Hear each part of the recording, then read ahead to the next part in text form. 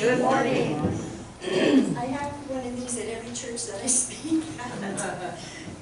It's wonderful. There's something different this morning. Something's going on. Oh, just seems so I love that. Yes, it's very nice to be with you again this morning. The elk fields are flooded. I didn't see the elk this morning. So maybe on the way home I can, but it was beautiful anyway. Is the speaker on?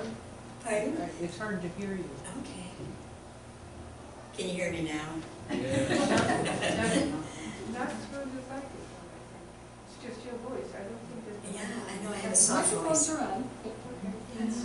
Can you hear me? Yes. Okay. I will try to speak up. I forget though sometimes, but anyway. Maybe we can turn the volume up on them. Maybe George is in there trying to adjust the volume. He's right there. He's gonna go, yeah, I'm afraid. Okay. Well, I'll speak up as best I can. All right. I think this ceremony is a very good and effective tool maybe for helping Martin Luther King realize his dream. Because today we're going to realize our dreams, and when we realize our dreams, it, affects everybody outside of us. Can you hear me now? Yes. Good, thank you. It's reverberating. Great. Well, I have dubbed this year the Good News Year. I feel it. I can feel it so deeply that this is going to be a year filled with wonderful things happening, and not only in our lives, but in our communities and in the world. And I can't help just, this one song keeps going through my mind, I'm so excited, I cannot hide it, something like that. Now you know why I'm not in the unchoir. Which was dubbed today the choir, so yeah, it's a good day. But her name was Donna. Donna Summer. Really? Yeah. Oh, I did not know that. That's good. Well, now it's my song. But I would like to invite you to join me in opening your arms to welcome this brand new year, 2023, and to envision with me more love, more compassion, more health, and just more dreams coming true, because it's up to each one of us to do that. And so let's make it our goal for everyone. When I have a new year approaching, I do 3 things. I used to do them in my mind, but now I realize I must make lists because I don't remember everything as well as I used to. So I invite you maybe to think about these kind of things. 3 things. Letting go. Okay, the year in review, and then 2023 intentions. Letting go. January 1st, Reverend Catherine led you through a beautiful burning bowl ceremony in which you let go of your fears, your anger, and your unforgiveness, all those things that do not serve you. Now, if you're like me, you probably are still working on those things, because my list is quite long. And that's okay. It's a really good thing to have that list in front of you, because you can just keep working at them, keep working at them. And I know that as you go through the processes of letting go, when you finally accept and realize that you can let go, that burning bowl ceremony is very important, because you burn. You burn it, meaning that it is totally gone. You cannot pick up the ashes. They're gone. So I invite you to continue that on your own and just go down that list. The year in review. Well, every one of us had some gifts in 2022. So this is where I look back and I identify what were the gifts that I received. Maybe my heart just opened wider to more compassion. Maybe my generosity grew. Or maybe I was just willing to be more understanding to what was in front of me and more accepting to others. And I also want you to understand that any kind of spiritual growth is really a wonderful accomplishment. So don't, dismiss those, because those are very, very important. But I think when you look back and review your year, you're going to find that you accomplished quite a bit. And I'd like for you to look at your positive accomplishments. Okay, I want you to go down the list. Your goals, maybe you met some goals, or maybe you identified something new that you want in this new year. Positive things.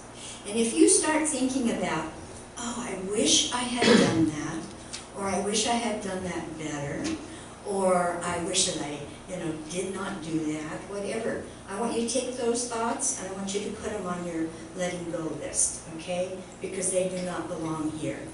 They belong in the letting go. In other words, no coulda, shoulda, woulda. Okay, those are letting go things. 2023 intentions. Have you thought about your intentions? I used to write out resolutions, and I was always disappointed because I never lived up to them. So I stopped doing that, and I feel much better because I stopped doing that. So what I do is I develop intentions for the year. Things like I want greater inner peace. I want to serve more. And that way I don't put these things that are concrete that if I don't make it, I'm going to feel bad. This way it's open to do whatever spirit flows through me to do. And when you do accomplish something, I want you to celebrate that for yourself. Celebration is very important. And it's not to be looked at as selfish. It's really selfless, because you're celebrating something that has enhanced others and yourself. So making these lists can help you put your life in perspective. Anyway, they do mine. And then you can determine, what do you really desire? What do you desire in your life? Martin Luther King, he had that dream, of equality. So what is in your heart? So that's what making these lists help me determine. What is it that I want for me and everyone else? Now, this is a very important time for us to shift our consciousness in a big way if we're going to help 2023 be that wonderful, exciting new year. If not now, when? And if not us, who? So it begins right here with all of us. Now the source of all that is expresses and expands and lives through each one of us. That's pretty good, don't you think? I mean, you can't get any better than that. And so what that means, as I have said so many times, is that we are the power that creates our lives. We are the power that creates our lives. So I invite you to join me in this excitement of creating a new life, not only for yourself, but for our community and for the world, by making conscious choices. Whether you realize it or not, every moment you are creating your life. So I think it would behoove all of us to understand that we have the power through our choices to create the life we want, instead of just create the life that just happens to us because we're not conscious of our choices.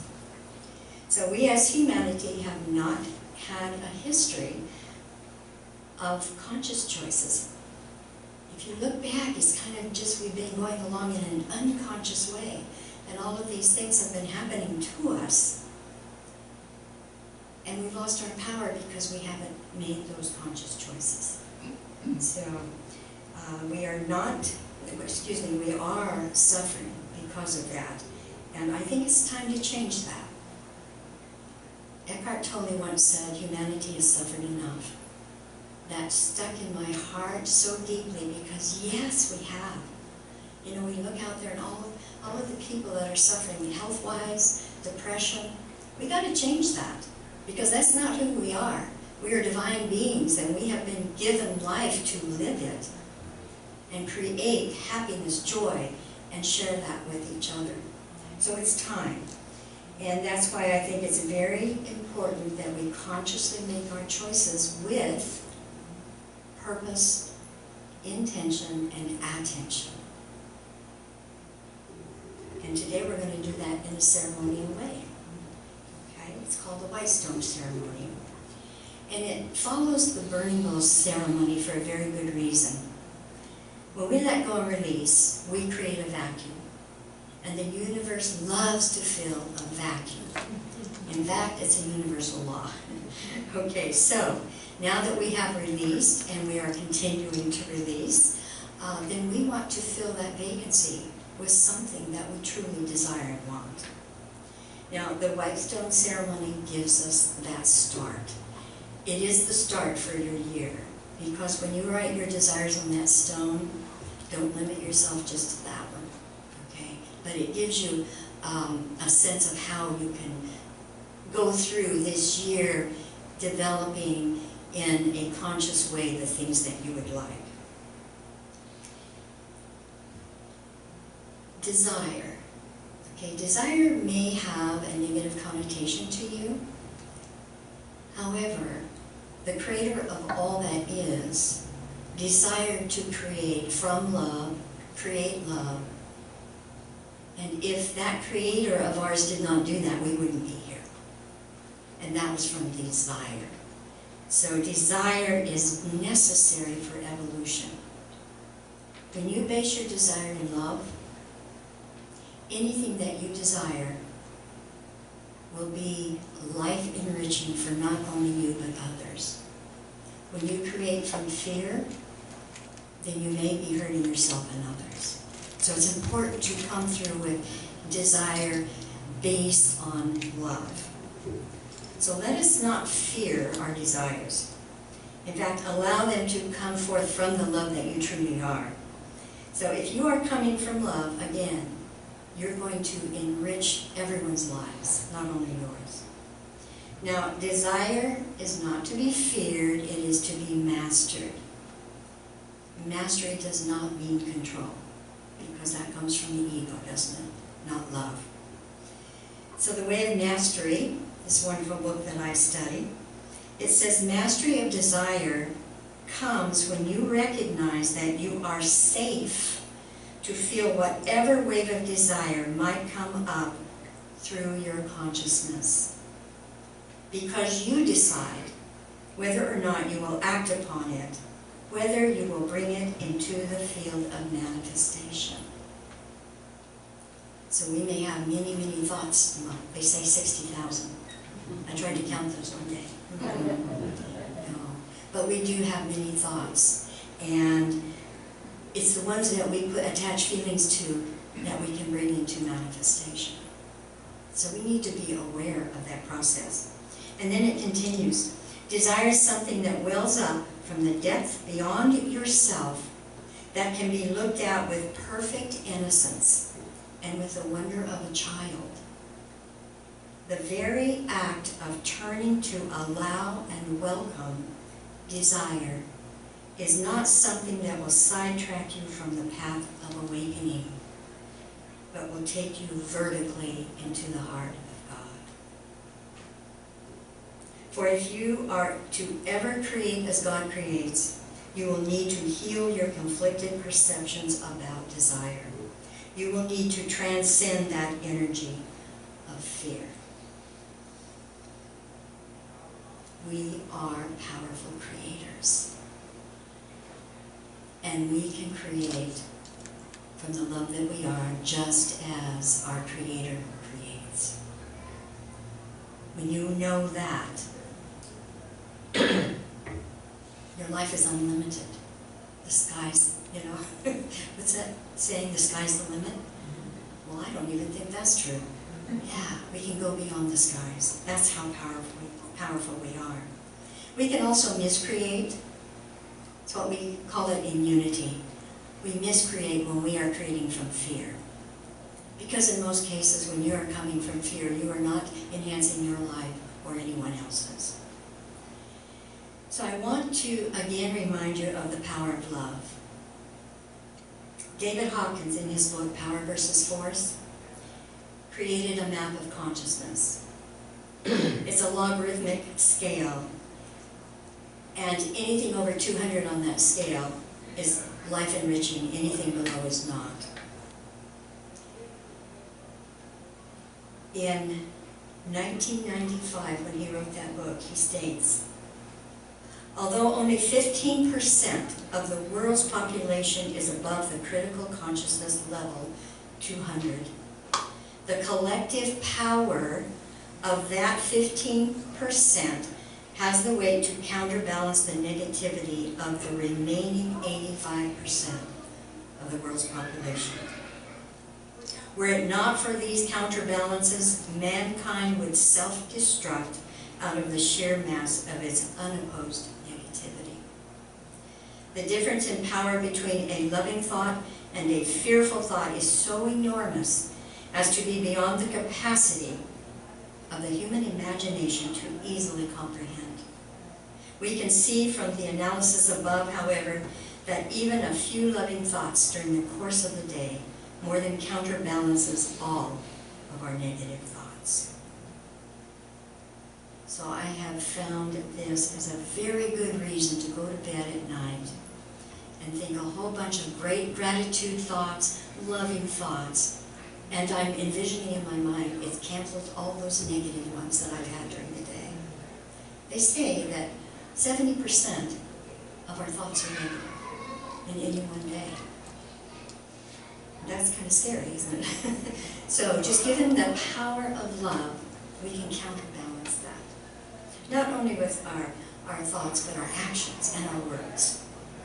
So the power of love is what will create what you desire.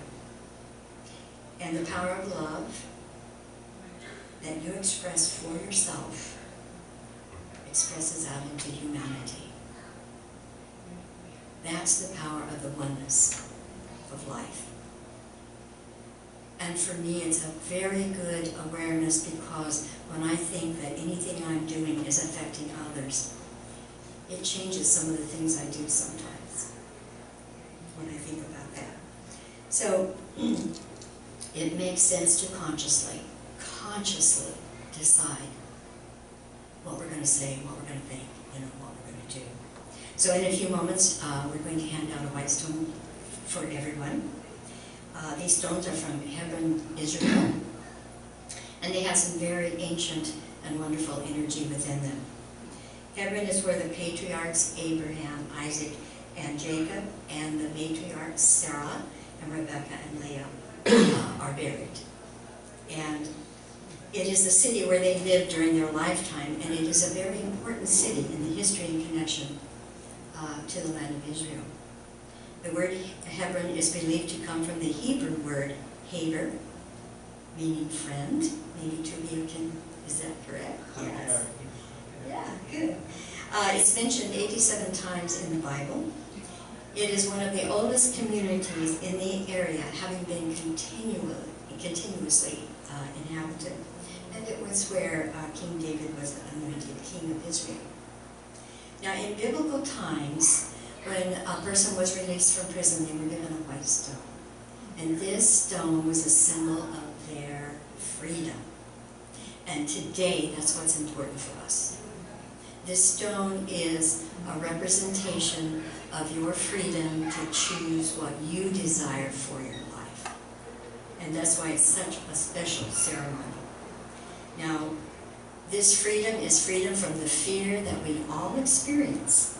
We know that, don't we? The worries, the anger, the resentments, the guilt, the shame, and the depression.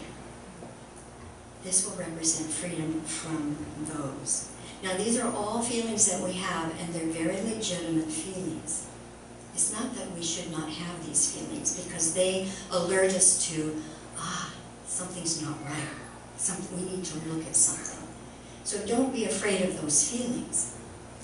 The problem occurs when we get stuck in it. And I have seen so many people recently stuck in those kind of feelings. So we need to help others get out of that stuckness, because when we can accept those feelings, work through them, release them, then we move on. And today in our society, we really need help with that. We really do. So that's why I love the White Stone Ceremony, because it's visual, it's tactile, it's right there in front of you. I have probably over 35 of these stones. I've been doing it for several years. However, I also take 2 or 3 stones a year, not just one. And I think I have enough stones today where you can take more than one if you'd like. Take it to family members or friends or whatever. But it's a way of reminding you that you have this desire. And so I have several of them stacked, kind of like they're stacked right there, to remind me of what my desires are. So in a moment we're going to go into meditation. And you will have an opportunity to write on your stone your inspiration for the year. Maybe it's more compassion, maybe it's listening better. It could be more joy or peace in your life. It could be, finding a new job that you're passionate about. Maybe it's, I want to go back to school. So it could be anything that you desire. It could be more inner peace, things like that. And it also could be a new name. A new name means a rise in consciousness. Abram's name was changed to Abraham, Sarai to Sarah by spirit, because that indicated a rise in consciousness for them. So be open to that. In fact, excuse me, when you go into your meditation, I want you to just be open and allow whatever comes. Because what does come is something that Spirit wants you to pay attention to. So keep your desire personal to you. I know we have desires for our family and our friends. We might have political, desires. But today, this is for you and you only, because it is an inner guidance for you. So this is about growing and bringing positive and loving things into your life. I just want to say too, I suggest they not be negative desires. Anything that's negative originates in you and affects you. So keep them positive, with positive language. And that's when you're going to get positive results. So allow that love to flow through you when you're creating your desires. Now remember that even though this is inner work, when you change everything around you too, because your energy changes and that affects everyone. So that's the power of the oneness of all of this, and I love that. So we have some white stones to hand out. I also have a basket of marking pens, because they really write well on these white stones. I'm going to put some in the basket with the stones. Yes. I also have a little card in there that gives you information about where these stones are from. You're welcome to take one of those if you'd like. And also, when you are writing on your stone, you have 6 surfaces. Okay? So we're not going to limit this to one thing. You can write on all of those surfaces, and on the 2 larger surfaces, if you write smaller, you can even put more than one on it. So, use your creativity and all the things you desire. Don't limit yourself. Never limit yourself. Just go for it. So, one other thing I'd like to mention is you can put these stones in water, and their design will show up. There are sometimes red lines and blue lines in them. I know there's some orange lines sometimes. It depends on the area that they come from, I understand. So that's kind of fun to see what happens when you put it in water. And after you've written on them with the markers, that's not going to come off when you put it in water. You don't keep it in the water for a very long time. But it's really fun to see the designs that come out. So after everyone has a stone, we will put maybe, we can put the stones in the back somewhere and the basket of pins in the back, and then you can pick up more stones if you like. You're welcome to. I even have more than that's in that basket, so please feel free to do that. And I'll make sure that you have as many as you need.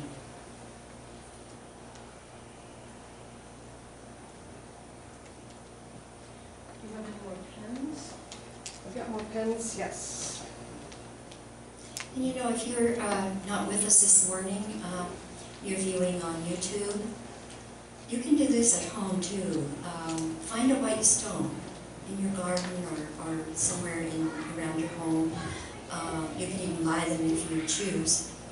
And do this ceremony at home.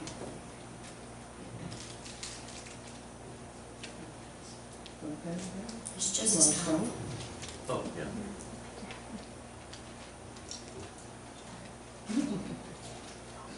We got plenty of tennis, right?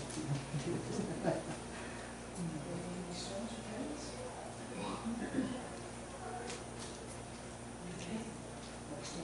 La la la, everybody here? Everyone have something?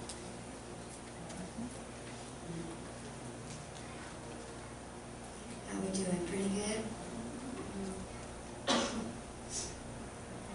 What are you doing? Yeah, we had it on.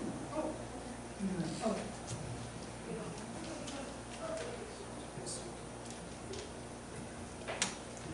Like I said, I have over 35 of these. Yes. So I go through them and I pick out the things I really need to look at again. Yes. Mm-hmm. We had enough. Yes. Okay, good. Good. All right. So let's all take a deep breath because we're going to go into meditation now. So just breathe.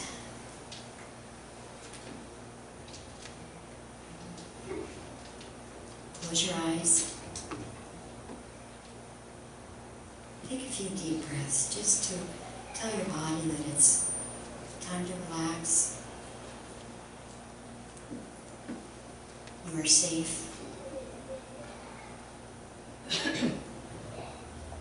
Let's take that journey from our head to our heart. And let's surrender to our higher self, where we are given peace and an entirely new energy and nourishment.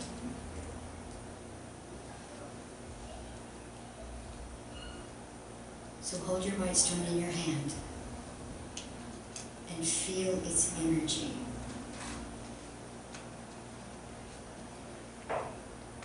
And then bless your stone by blessing it with your love and your gratitude.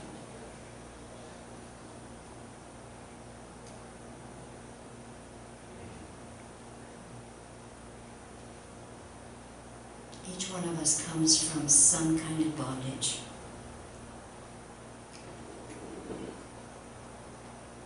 And this white stone symbolizes freedom from that bondage. Right now, today. The white stone represents a clean slate for you. So you are moving forward, leaving all that does not serve you behind for transmutation. So we've taken that first step. So now we're moving forward. So as you relax and breathe, allow your deepest desires to come forth. Let them flow into your heart, into your mind, from the depth of your soul.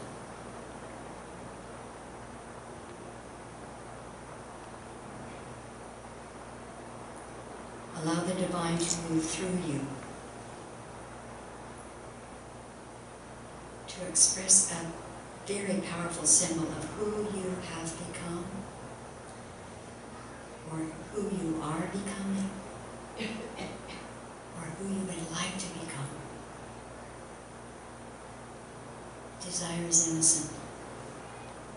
So allow it to flow.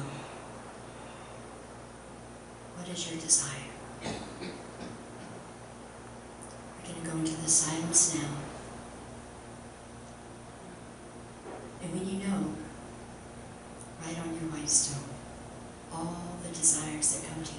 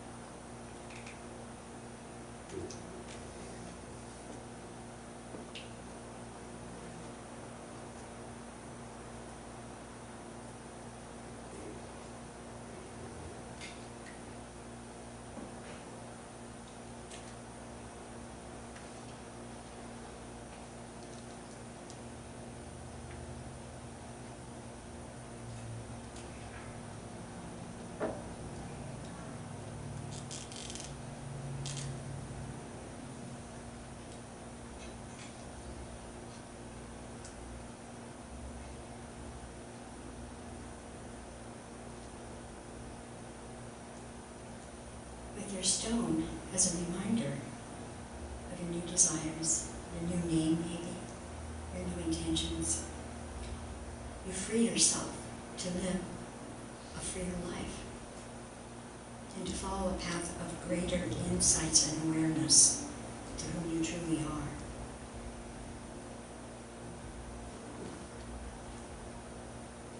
So let's just take a moment to say thank you to the stones, the energy of love that they represent, the energy of love that you are, and the creator of love who makes all this possible. So I invite you to bring your intention back into this room.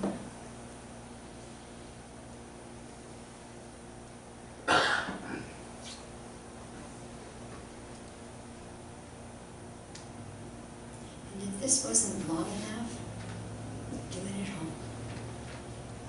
Just sit with your stone. If you ask, you shall receive. The timing might be different than you think, but that's okay. Stay with it. You will always receive an answer when you ask. For me, it requires patience. So maybe it requires patience for you too. But don't give up. Just be with it. So this is a new year. This is our new year as a community, as a congregation. It's a new year as for the world. And it is also a new year for consciously choosing what we would like to see in this new year for us and the world. We need to take our power back if we're going to change the world. And I know in everything that is expressed by all of you, that your heart is filled with love and compassion, and we can do this. We can do this. If you think you can, you can. If you think you can't, you won't. So we can. I know it. So I'm very excited to enter this new year. So we'll sing those songs, together. I'm so excited. But anyway, thank you for being here for this wonderful ceremony. And I'd like to invite you to stay after for our class. I'm going to do a sound bath with the tuning forks. And then I'm going to do like a mini introduction to nonviolent communication. I'm teaching that right now in the community of Roseburg. It is an amazing, effective tool to change the way we communicate with each other, from life-alienating communication to life-enriching.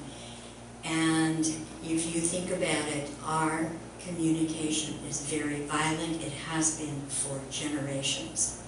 So this is a wonderful tool, not only to help us communicate with each other in a compassionate way from the heart, but it is a tool to help us understand what we are feeling and what the needs are underneath those feelings so we can get those feelings met.